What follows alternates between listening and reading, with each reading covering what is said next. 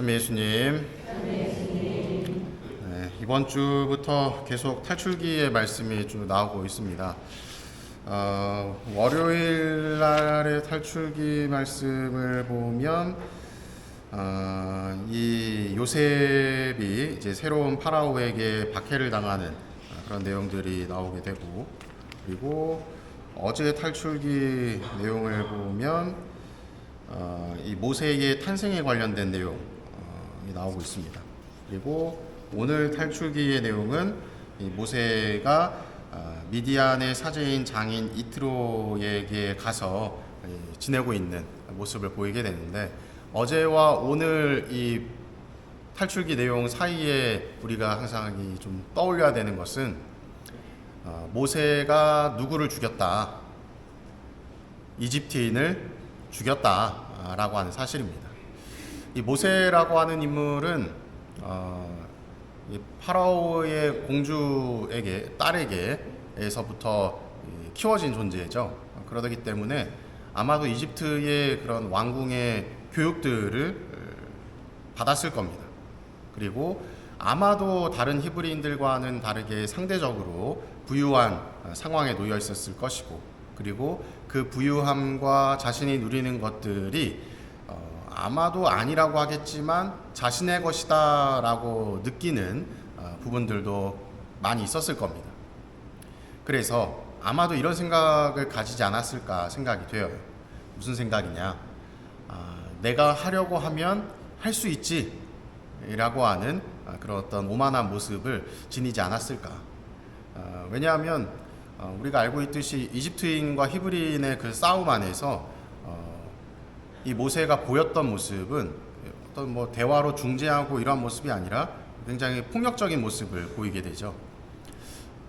심지어 이 이집트인을 죽이고 나서 맡고 있었던 히브리인은 분명히 누가 죽였는지를 뻔히 알 것이고, 그리고 나서 결국은 소문이 났고, 그러한 상황을 예견했어야 되는데 그걸 예견하지 못한 채 그냥 할 수 있지, 내가 하면 되지 라고 하는 그런 어떤 오만한 모습이 있었기 때문에 이집트인을 살해하는 모습까지 나아간 게 아닐까 하는 생각이 듭니다. 그리고 일이 벌어지고 나서 하고 뒤늦게 깨닫게 된 것이죠. 그래서 이제 도망가게 되고, 그 도망간 것이 이제 오늘 나오는 탈출기 장인의 집에 머무르게 되는 모습을 보여주고 있습니다. 모세는 자신의 능력과 자신의 힘으로 무언가를 하려고 했을 때 단 한 명의 히브리인도 살리지 못했죠. 따지자면 한 명 살리긴 했죠. 이집트인에게 괴롭힘을 당하고 있었던 사람을. 그런데 이제 오늘 나오는 내용을 통해서 좀 살펴보면, 모세가 양떼를 몰고 가다가 하느님의 산 호렙으로 갔는데 거기에서 떨기나무 하나가 불꽃에서 이렇게 타오르고 있는 것을 보았다. 근데 그 떨기가 타지 않았다. 그 놀라운 광경을 보면서 신기하네 하면서 방문을 하게 되었고, 거기서 하느님을 만나게 되죠.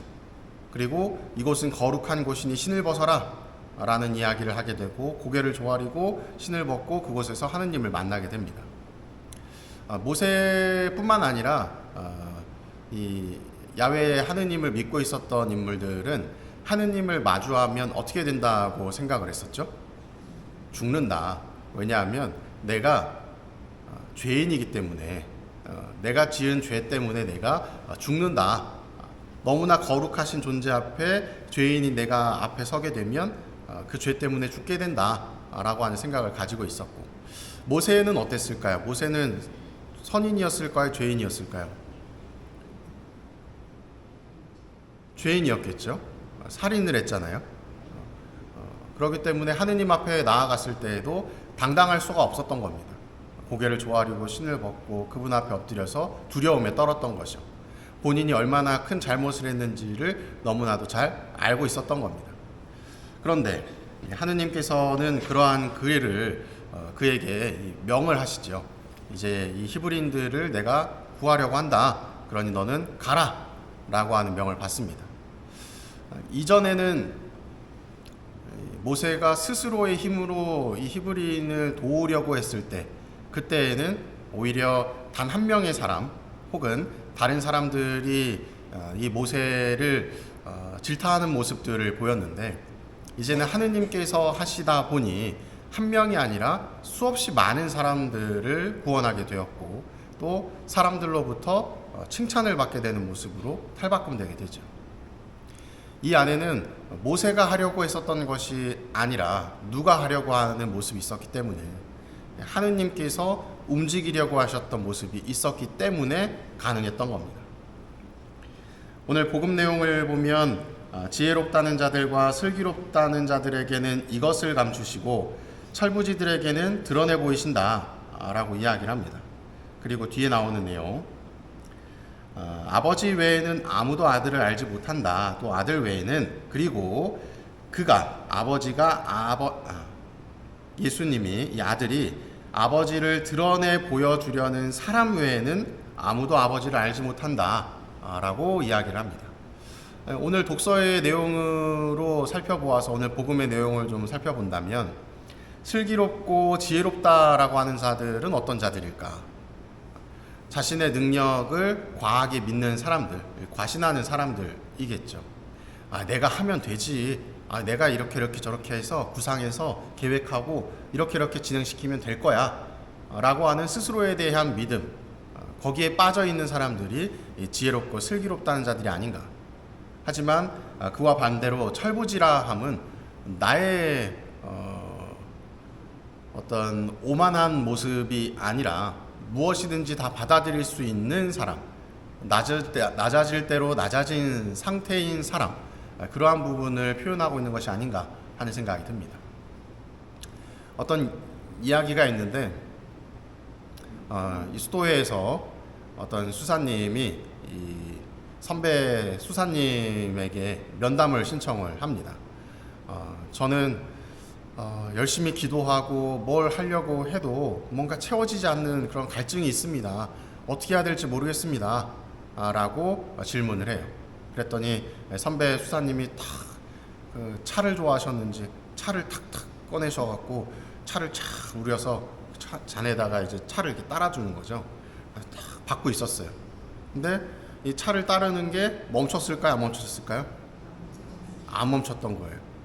이 물잔을, 그 찻잔을 가득 채웠음에도 불구하고 계속 차를 따랐던 겁니다. 그랬더니 면담을 하러 온 수사님이 수사님 왜 그러세요? 그랬더니 이제 선배 수사님이 하는 얘기가 뭐였겠어요? 지금 너의 모습이 이와 같다. 너가 너의 능력이나 힘으로 무언가를 하려고 하니 하느님께서 채울 공간이 없는 것이다. 비워낼 수 있어야만 하느님께서 채워주신다 라는 이야기를 했다고 합니다. 우리도 내가 하려고 하는 모습이 아니라 능동적으로 내가 나의 의지로, 나의 힘과 능력으로 뭔가를 변화시키려고 하는 것이 아니라 오히려 나를 비워내고 수동적으로 하느님께서 나를 움직이실 수 있도록 하는 것, 그것이 우리에게 필요한 신앙인의 참 모습이 아닐까 하는 생각이 듭니다. 혹시나 나의 욕심과 또 나의 능력과 나의 힘으로 무언가를 좌지우지하려고 신앙 안에서 노력하고 계신다면, 그리고 나는 왜 안 되지? 왜 나는 변화가 없지? 성장이 없지? 라고 하는 그런 고민을 안고 계신다면, 오늘 제가 말씀드리는 부분을 한번 잘 생각해 보시면 좋겠습니다. 내가 하는 것이 아니라 누가 하는 것이다. 하느님께서 하시는 것이구나. 그래서 이제 오늘 마지막 복음 내용을 다시 한번 말씀드리고 싶습니다. 그리고 그가 아버지를 드러내 보여주려는 사람 외에는 아무도 아버지를 알지 못한다. 내가 아버지를 알려고 하는 것이 아니라 예수님께서 나를 하느님께 드러내 보여주려고 하지 않는 이상 나는 하느님을 만날 수 없다는 것이죠. 사랑합니다.